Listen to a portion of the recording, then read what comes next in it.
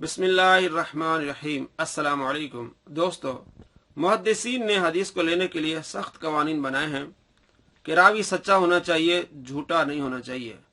जिस हदीस की सनद में झूठा रावी होगा वो हदीस ज़ईफ होगी। इसी तरह जो शख्स हदीस पर हुक्म लगाता है कि यदि सही है यदि ज़ईफ है, उसे भी सच्चा होना चाहिए, झूठा नहीं होना चाहिए, गैर मुतअस्सिब होना चाहिए। जो शख्स मुतअस्सिब हो और झूठा हो वो इस चीज का अहल नहीं है कि वो हदीस पर हुक्म लगाए कि हदीस सही और हदीस ज़ईफ है। मोहम्मद अली मिर्जा का मुरब्बी हाफिज जुबैर अली ज़ई झूठा भी है और मुतअस्सिब भी है। वो शख्स सुनन नसाई, इब्न माजा, सुनन अबी दाऊद और जामे तिरमिज़ी की अहादीस पर हुक्म लगाता है कि ये हदीस सही और ये हदीस ज़ईफ है। मौसूफ झूठे भी हैं और मुतअस्सिब भी हैं, और ये बात मैं उन्हीं की किताब से आपको दिखाता हूँ कि वो मुतअस्सिब भी हैं और झूठे भी हैं। जो मुतअस्सिब भी हो और झूठा भी हो वो इस चीज का अहल नहीं है कि वो हदीस पर हुक्म लगाए, क्योंकि जब वो हदीस पर हुक्म लगाएगा तो अपने मसले की तायद करेगा और उसके अंदर तासुब पाया जाएगा। ये उनकी किताब है तहकीकी इस्लाही इल्मी मकालात, हाफिज जुबैर अली ज़ई, सफ़ा नंबर 209, पॉइंट नंबर 29। सफ में साथ वाले कंधे से कंधा और कदम से कदम मिलाना। सैयदना अनस बिन मालिक रदी अल्लाह तआला अन्हु सफ बंदी के बारे में फरमाते हैं, और हम में से हर एक अपने साथी के कंधे से कंधा और कदम से कदम मिलाता था। सही बुखारी हदीस नंबर 725। इसके मुकाबले में आले तकलीद इस अमल की मुखालफत करते हैं। ये इसके तासुब की निशानी है कि फुकाए अहनाफ कहने के बजाय आले तकलीद और एक दूसरे से हटकर खड़े होते हैं। ये इसका झूठ है कि अहनाफ जो हैं सफ में एक दूसरे से हटकर खड़े होते हैं। अब मैं आपको तस्वीरें दिखाता हूँ कि वो हट के नहीं खड़े होते, बल्कि उनका कांधा कांधे से और बिल्कुल सफ सीधी होती है। ये तस्वीर आपके सामने है जो मौसूफ को झूठी कर रही है।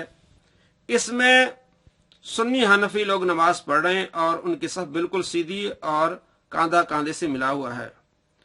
अगली तस्वीर है मौलाना इलियास कादरी साहब जो कि नमाज पढ़ा रहे हैं, मुक्तदी पीछे खड़े, बिल्कुल उनका कांधा कांधे से मिला हुआ है और सफ सीधी है। अगली तस्वीर में आप देखेंगे कोई हटकर खड़े नहीं, बिल्कुल मिले हुए हैं।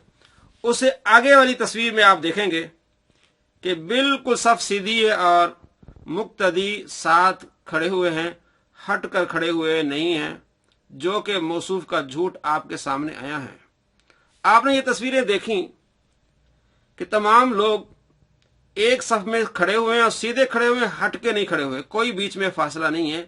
तो आपको मालूम हुआ कि मौसूफ मुतअस्सिब भी हैं और झूठे भी हैं। जो शख्स मुतअस्सिब भी हो और झूठा भी हो वो हदीस पर हुक्म लगाए कि हदीस सही है हदीस ज़ईफ है, इस चीज का अहल नहीं है, ना उसकी बात ये मानी जाएगी। अब मैं आपको दिखाता हूं कि हदीस 725, हदीस नंबर 725 हजरत अनस बिन मालिक रदी अल्लाह तआला रिवायत करते हैं, सरकार दो आलम सल्लल्लाहु तआला अलैहि वसल्लम इरशाद फरमाया, अकीमू सुफूफकुम, अपनी सफ़े कायम रखो, फ़इन्नी अराकुम मिन वराइ ज़हरी, क्योंकि मैं तुमको अपनी पुष्ट के पीछे से भी देखता हूँ। वकान अहदुना युलजिकु मन की बहू बि मन की भी साहिबी, अनस बिन मालिक रदी अल्लाह तआला फरमाते हैं, और हम में से एक शख्स अपना कंधा अपने साहब के कंधे से, व कदमहु बि कदमी, और अपना कदम अपने साहब के कदम से मिलाता था। तो यहाँ मौसूफ लिखते हैं कि ये लोग हटकर खड़े होते हैं। मैंने आपको पहले दिखाया कि हट के खड़े हुए नहीं, बल्कि मिल के खड़े हुए हैं।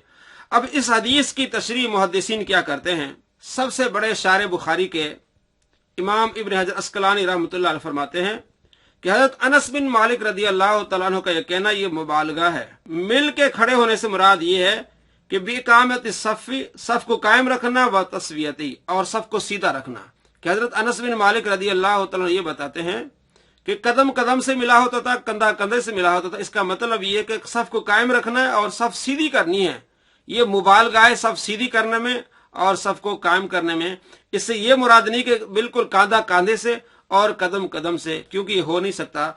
आपका कांधा कांधे से लगेगा तो कदम कदम से नहीं मिलेगा, ये कदम कदम से आप मिलाएंगे तो कांधा कांधे से नहीं मिलाएंगे। जिस तरह मोहम्मद अली मिर्जा के मानने वाले और दूसरे लोग जब इस तरह करके नमाज पढ़ते हैं, कदम कदम से मिलाते हैं, एक तरफ इधर जाता है कदम, एक तरफ इधर जाता है कदम, जब कदम कदम से मिलेगा तो कांधा दूर होगा, तो और कांधा भी नहीं मिलेगा, और कांधा मिलाए किसी का कांधा ऊंचा होगा, किसी का कांधा नीचे होगा। तो हदीस का मफहूम इमाम इब्न हजर अस्कलानी जो बताते हैं کہ صف کو قائم رکھنا اور صف کو سیدھا رکھنا، کوئی آدمی آگے پیچھے نہ ہو، اس کا مطلب یہ ہے۔ اور موصوف محمد علی مرزا اور حافظ زبیر الزئی کہتے ہیں کہ ہم حدیث کو سلف کے منہج پر مانتے ہیں۔ ان کا یہ دعویٰ کہ ہم قرآن و حدیث کو سلف کے منہج پر مانتے ہیں، جس طرح سلف حدیث کو سمجھتے ہیں، قرآن کو سمجھتے ہیں، ہماری سمجھ وہی ہوتی ہے۔ تو ابن حجر اسقلانی فرماتے ہیں اقامت الصف، اس کا مطلب یہ ہے کہ صف کو قائم رکھنا، و تسویتی، اور صف کو برابر رکھنا۔ یہ نہیں کہ بالکل کاندھا کاندھے سے ملا کے رکھنا، یہ ہو نہیں سکتا، کسی کا کاندھا اونچا ہوگا، کسی کا کاندھا نیچے ہوگا۔ مطلب یہ کہ صف کو سیدھا رکھنا، اور پاؤں پاؤں سے ملانے کا مطلب یہ نہیں کہ پاؤں پاؤں کو جوڑنا نہیں، تسویت الصف، صف کو برابر رکھنا۔ اور اگر آپ پاؤں کو پاؤں سے جوڑیں گے، ایک ادھر پاؤں کو جوڑے گا، ایک ادھر پاؤں کو جوڑے گا، تو کاندھا آپ کا دور ہو جائے گا۔ مقصد ہے اس چیز کا کہ آپ سیدھے صف میں کھڑے ہوں اور صف میں ٹیڑھا پن نہ ہو۔ اور امام ابن حجر اسقلانی رحمۃ اللہ علیہ نے دلیل بھی دی ہے کہ معمر کہتے ہیں کہ معمر حضرت ابو ہریرہ رضی اللہ تعالیٰ کے شاگرد حمام کے شاگرد ہیں، اور یہ تابعین کا زمانہ، کہتے ہیں کوئی شخص ہمارے زمانے میں اگر پاؤں پاؤں سے ملاتا تھا، دوسرا اسے دوڑ جاتا تھا، دور ہوتا تھا، نفرت کرتا تھا کہ دوسرا شخص اس کے پاؤں سے پاؤں ملائے۔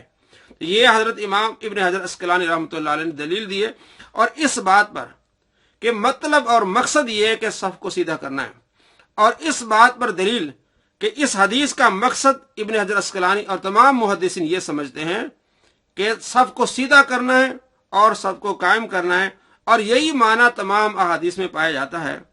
مسلم شریف حدیث نمبر 433، سرکار دو عالم صلی اللہ تعالی علیہ وآلہ وسلم ارشاد فرمایا، سووا صفوفکم فإن تسویۃ الصف من تمام الصلاۃ، اپنی صفوں کو برابر کرو کہ صفوں کی برابری تکمیل نماز میں داخل ہے۔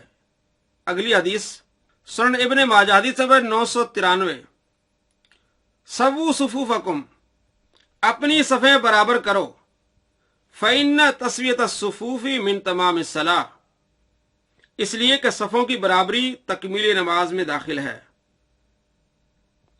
سنن نسائی حدیث نمبر 813، سرکار دو عالم صلی اللہ تعالی علیہ وآلہ وسلم فرماتے ہیں، استووا استووا استووا، صفیں سیدھی کرو سیدھی کرو سیدھی کرو، فوالذی نفسی بیدی، اس ذات کی قسم جس کے قبضہ قدرت میں میری جان ہے، انی لاراکم من خلفی، بے شک میں تمہیں پشت سے بھی دیکھتا ہوں، کما اراکم من بین یدی، جیسے میں آگے دیکھتا ہوں اسی طرح میں پیچھے بھی دیکھ رہا ہوں۔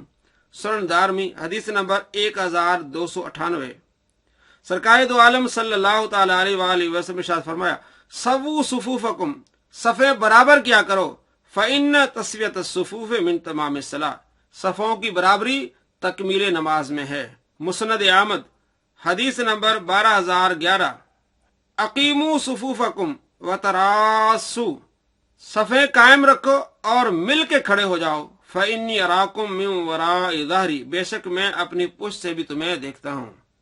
ان تمام احادیث سے یہ معلوم ہو رہا ہے کہ آپ صلی اللہ تعالی علیہ وآلہ وسلم صفوں کو سیدھا کرنے کا حکم دے رہے ہیں، اور حضرت انس بن مالک رضی اللہ تعالیٰ عنہ کا قول کہ ہمارا کاندھا کاندھے سے اور قدم قدم سے ملا ہوتا تھا، اس کا مفہوم محدثین نے یہ بتایا کہ صف کو سیدھا کرنا ہے۔ یہ اس میں مبالغہ ہے، نہ یہ کہ کاندھا بالکل کاندھے سے ملا اور نہ یہ کہ پاؤں پاؤں سے ملنا، کیونکہ کاندھا کاندھے سے مل نہیں سکتا، کسی کا کاندھا اونچا کسی کا کاندھا نیچے ہے، کوئی چھوٹے قد کا ہے کوئی بڑے قد کا ہے۔